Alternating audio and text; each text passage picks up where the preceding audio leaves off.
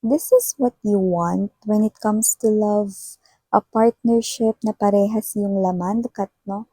Kung ano yung laman ng two of cups dito, no? Parehas, no?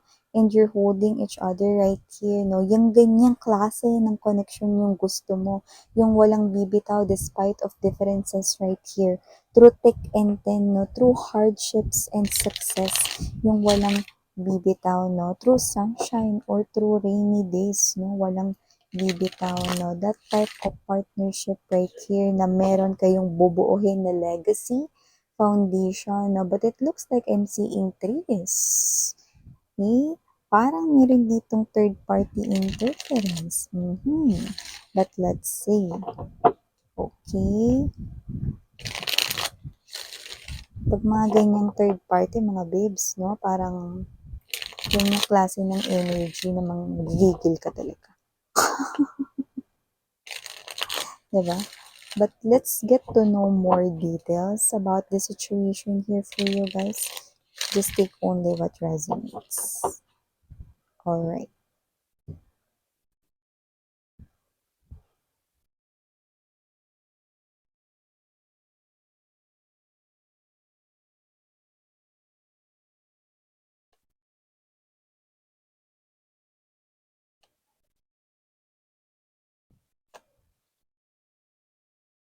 Kung sino man tong kadil ninyo, impulsive siya. Alam niyo impulsive? Yung parang ano, no, napaka-hyper niya, tapos parang siya yung klase ng energy na, ay, hindi ko na kailangan pag-isipan to. Parang kung ano yung pinakaunang pumasok sa isip niya, no, yun na yun, no. Tsaka ang nakakaloka rito, may kakaiba siyang paniniwala, no, na parang kahit saan ko tingnan na anggulo, hindi ko maiintindihan, no, kung saan galing yung paniniwala niya na yan, no. So, kung sino man ito, no, sa isang salita rito, mga babes, no, mukhang syunga lang yung paniniwala niya. Yan, no? Bakit mo nga ba yan nasabi, Miss Yan? Mamaya sabihin ko sa inyo, masasabi nyo rin sa sarili ninyo, ay, syunga nga. Okay. Ayun, no? Mm.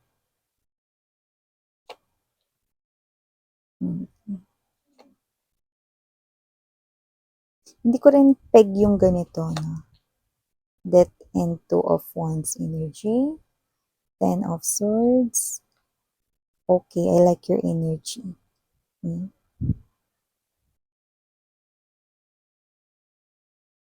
Queen of coins, 8 of coins, 9 of coins, all about coins sa ating bottom of the deck. I'm gonna tell kung anong ibig sabihin yan later. Let me make bati muna everyone. Hi and hello there, kay mga mahal new subscribers. I'm Yan. Tuloy kayo dito. And you can also bring your loved ones, your friends, your family, at kahit sino na gusto niyo dalhin dito sa channel. Kasi baka meant to hear din nila yung mga messages dito sa ating mga uploaded video readings. Timeless naman yan, so anytime pwedeng manood basta you feel drawn sa isang video reading kahit na siglo pa no, nung in-upload ko yan. Yes, that's how you watch and hear the messages from Tarot, okay?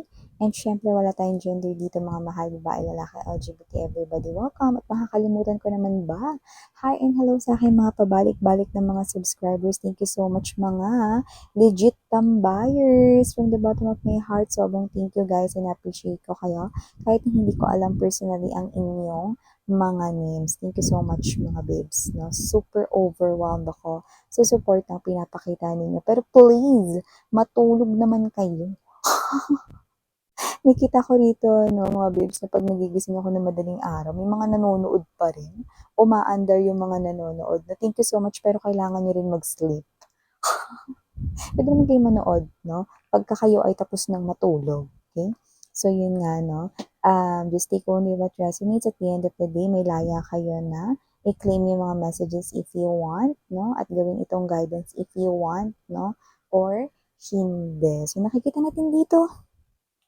Meron dito, no, na hindi ko maintindihan, no? Kahit na anong angulo ko tingnan, no? Pero parang may paniniwala siyang in short or in other words, baloktot, no? baluktot yung paniniwala niya rito. Ano ba yung paniniwala niya yan, Miss Yan? Alam mo kung sino 'to? With the 10 of Wands energy 'no, talagang may pagka-impulsive siya 'no. Kasi with this, impulsive tapos hindi maingat. Okay.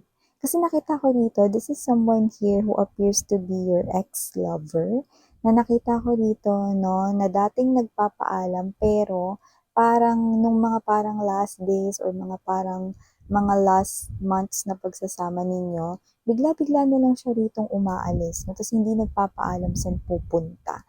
Tapos biglang sasabihin rito mag-o-OT siya. Ngayon marami siya ritong excuses, marami siyang dahilan 'no, that made you think. I'm seeing a lot of twos. Two, two, two, no? This person right here is someone na nagbibigay rito, no, ng parang paghihinala sa inyo. Pero hindi lang kayo basta tamang hinala dito dahil tama kayo.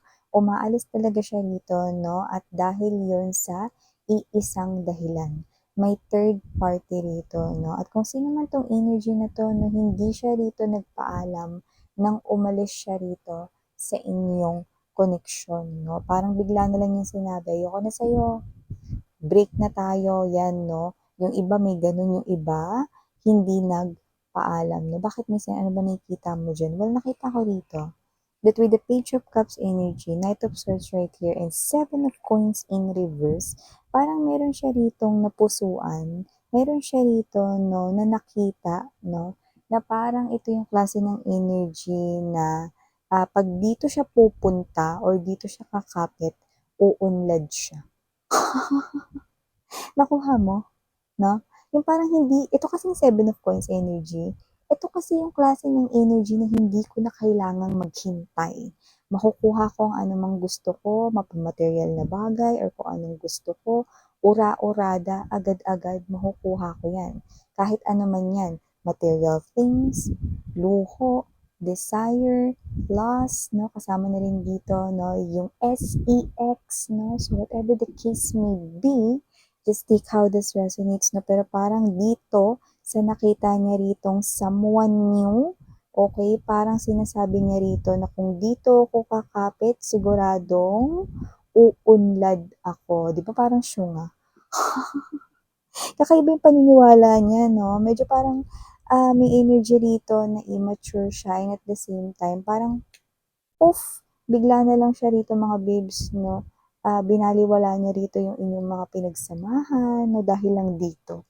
Okay. So, kung sino man tong energy na to, no? This is someone here, no? Na hindi ko naman nasasabi na who got tired of waiting, no? Kung kayo ito. Kasi nakita ko, pag birthday niya nga or may okasyon dito, binibigyan mo yan ng regalo eh, no? Pinag-iipunan mo yun, talagang galing yun sa'yo rito, no? Na pagod, pawis, no? From your hard work, no? Yung iba nag-ipon dito, no? Nagtipid ng extra rice, di ba?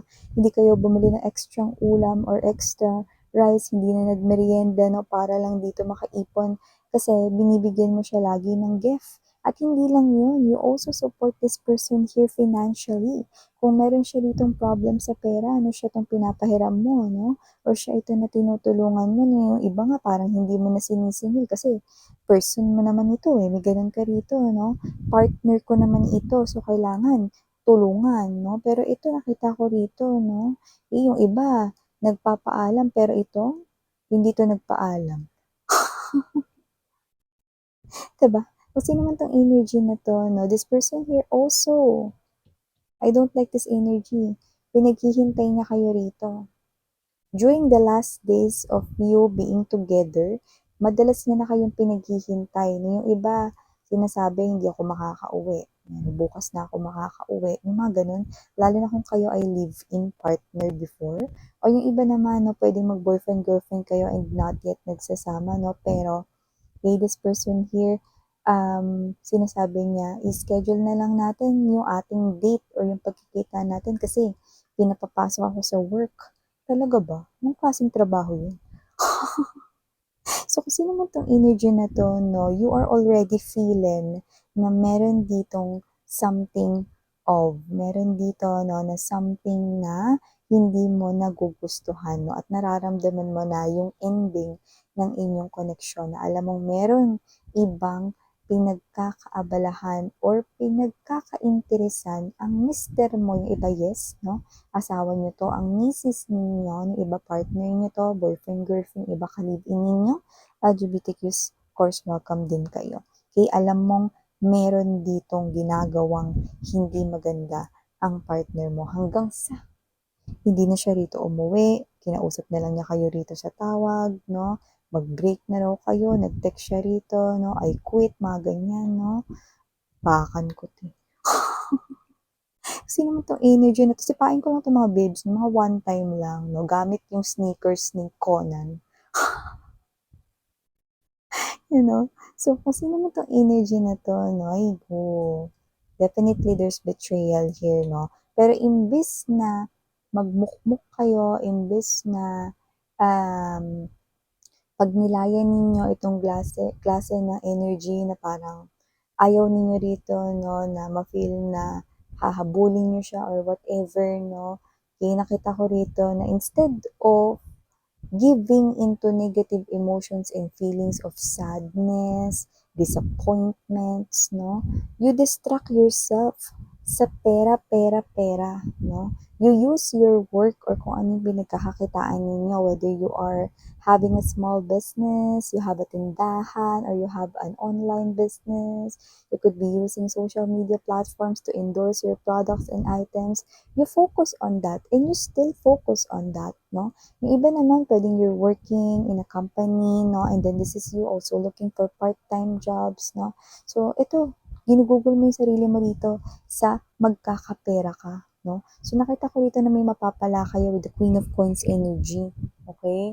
To the point na nakikita ko dito na makukuha ninyo yung mga desire ninyo, yung luho ninyo, na mafe-feel nyo yun, na parang, ay, ang sarap pala sa feeling, walang pabigat.